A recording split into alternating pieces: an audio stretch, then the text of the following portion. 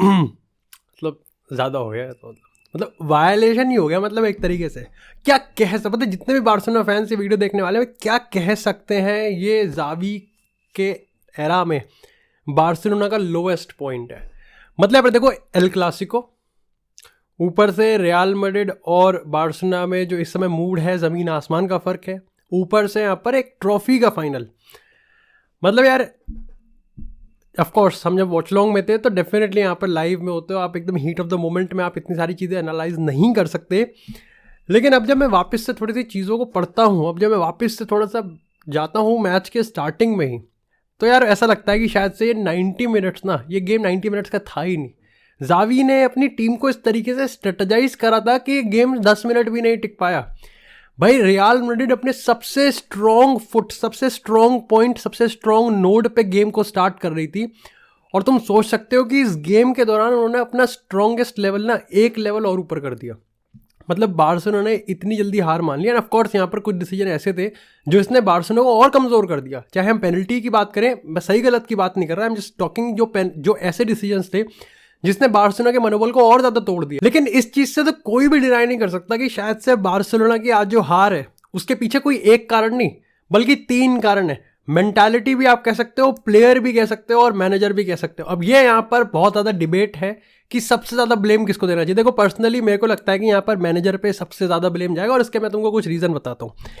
यार real Madrid इस point पे इतना ब्यूटीफुल और इतना फ्लूइड फुटबॉल खेल रही है, और अगर आपके सामने विनीसियस, रॉड्रिगो, बेलिंगम, ठीक है विनीसियस यहाँ पर इंजरी से वापस आया और काफ़ी थोड़ा सा क्रिटिसिज्म के अंडर है, लेकिन बेलिंगम, रॉड्रिगो, विनीसियस 3 ऐसे प्लेयर हैं। लाइक विनीसियस ट्रांजिशन में सबसे थ्रेटनिंग प्लेयर, पेस है, मूवमेंट है, और कहीं ना कहीं रिसेंट टाइम में उसने अपने क्लिनिकलनेस को भी बढ़ाया है। रॉड्रिगो हर रन पर्पस हो रहा है, हर रन में एक विजन है, हर रन पे एक पीछे एक पर्पस है, थ्रेट है, कॉन्फिडेंस है। और बेलिंगम ये पूरे ट्रांजिशन को सबसे थ्रेटनिंग बनाने के पीछे किसका रोल है? लाइक बेलिंगम का। ऐसे में आप इतनी एग्रेसिव हाई डिफेंस है, आगे पोस्टे कोगलू, चोदले पोगलू भाई हमारे शर्मा जाएंगे। और उसमें भी यहाँ पर एक बड़ी दिक्कत और कर दी कि आपने यहाँ पर अराउओ वर्सेस विनीसियस। अब देखो ये तय बात है कि अराउओ वर्सेस विनीसियस में रीसेंट एल क्लासिको की बात करें तो बहुत 50-50 रहता है। कई गेम्स में यहाँ पर विनीसियस अप टॉप आता है, कई गेम्स में यहाँ पर अराउओ अप टॉप आता है। लेकिन रिसेंट टाइम में आपको ये चीज़ पता है, मैंने बहुत बार अप्रिशिएट करा है कि कुंडे राइट बैक पे बहुत बढ़िया खेलता है। लेकिन इसका मतलब ये नहीं है कि कुंडे राइट बैक पे बहुत बढ़िया खेलता है इसलिए वहाँ रहना चाहिए, बल्कि इसका मतलब ये भी है कि आप अराउओ को सेंटर बैक से मत हटाओ।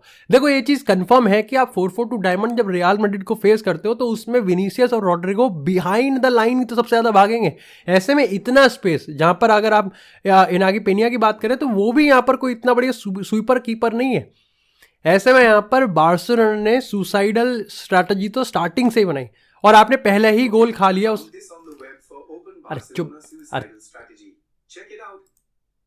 इसको भी पता है मैकबुक को, बट इतना स्पेस देना, पहले 10 मिनट के अंदर आप 2 गोल कंसीड कर जाते हो, ये आपकी पूरी एल क्लासिको फाइनल, मतलब you can not recover straight away from that. लेकिन उसके बाद हमने देखा यहाँ पर किस तरीके से लेवेंडोव्स्की ने एक गोल मारा, और वो गोल एक ऐसा था जिसमें क्लास थी। यस लेवेंडोव्स्की की मैं बेइज्जती करने वाला हूँ, लेकिन लेवेंडोव्स्की की उस पर्टिकुलर मोमेंट पे तारीफ बनती है, और बार्सिलोना को उस मोमेंटम को यूज करना था। लेकिन अगेन जहां आप मोमेंटम को यूज कैसे करते, क्योंकि रियल मैड्रिड ने अपने आप को फटाफट से पिकअप करा। रियल मैड्रिड ने देखा यार ये गेम हमारे हाथ से निकल सकता है, अभी भी गेम में पकड़ हमारी है। उन्होंने फटाफट से अपने बिल्डअप, अपनी स्ट्रैटेजी को थोड़ा सा और रिफाइन करा। उन्होंने कहा कि ठीक है यार हम कंसेप्ट, देखो 2-0 से जब आप लीड करते हो तो आप लो ब्लॉक में बैठते हो और इसमें कोई दिक्कत की बात नहीं है।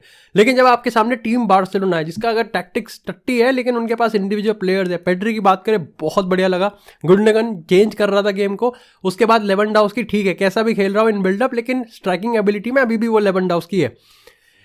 ऐसे में रियल मैड्रिड ने अब थोड़ा सा ऊपर चढ़ के खेलना स्टार्ट किया और बिल्डअप को भी यहां पर कंस्ट्रक्ट करना स्टार्ट किया। लेकिन अगेन बात वही है कि हाई डिफेंसिव लाइन आ रही है और उसके ऊपर से यहां पर डिफेंसिव तो पुअर है ही है।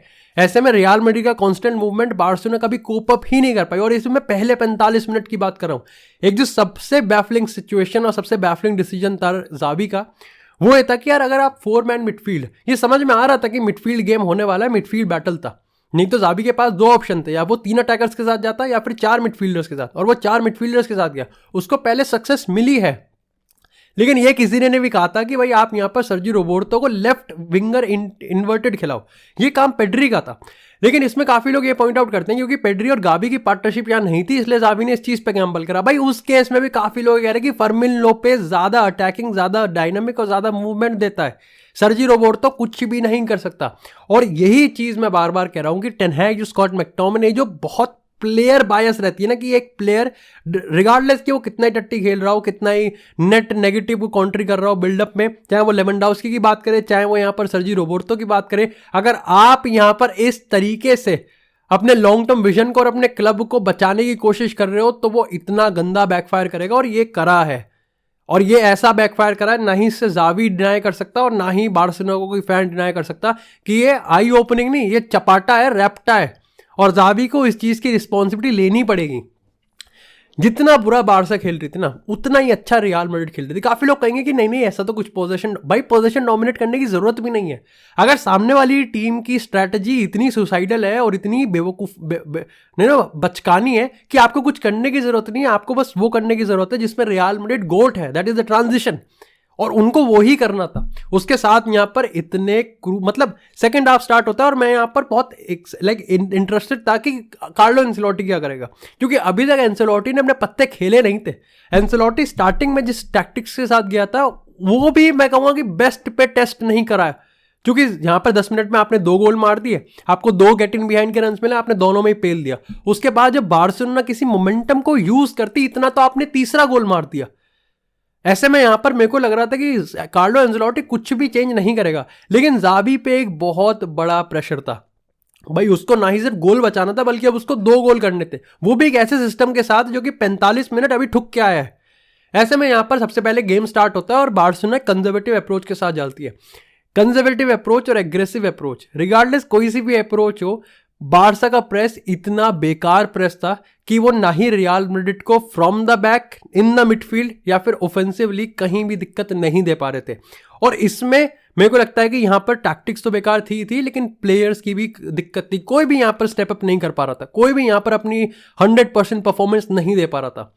लेकिन अगेन जो मैंने तुमको बताया कि कुंडे अराओ को स्विच कर दिया, उसके बाद यहाँ पर सर्जी रोबर्टो गलत पोजीशन में खिलाया, हाफ टाइम पे जाके हमने उस पोजीशन को स्विच होते हुए देखा। ऐसे में यहाँ पर जब 3 अटैकर्स को लेके आने की बारी होती है और जावी कहता है कि भाई अब तो कुछ ना कुछ करना पड़ेगा, और सबसे बड़ा हुक्म का इक्का चलता है वो यहाँ पर कि वो लेके आता है फेरान टोरस की जगह यहाँ पर जाओ फिलिक्स को, और लेके आता है लमीन यमाल को। अब इसके पीछे की जो स्ट्रैटेजी थी वो सिंपल थी कि भाई दोनों विड्थ देंगे और दोनों यहाँ पर क्रॉसेस डालेंगे और अपन को हाई प्रेस करना पड़ेगा, और दोनों ही नहीं हुए।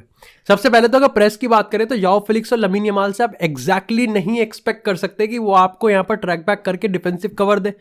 वो तब नहीं दे, ये तो तब बिल्कुल भी नहीं हो सकता जब 45 मिनट आपकी 4 मैन मिडफील्ड भी फिजिकल एट्रीब्यूट्स में यहाँ पर जमीन आसमान का फर्क था। रियल मैड्रिड की अगर प्रेजेंस की बात करें, बेलिंगम की बात करें, वाल्वर्दे की बात करें, टोनी क्रूज की बात करें, और यहाँ पर अगर हम बात करें जिस तरीके से चुआमेनी ने अपने आप को संभाला है, अपने आप को गेम देखा, ना ही सिर्फ मैं यहाँ पर उनके इन पोजीशन बल्कि आउट ऑफ पोजीशन भी जिस तरीके से वो टैकल कर रहे थे वो इतने ज़्यादा खूबसूरत थे, इतने ज़्यादा एग्रेसिव थे कि कोई चांस ही उन पे नहीं था। और ये बहुत बड़ी चीज़ थी।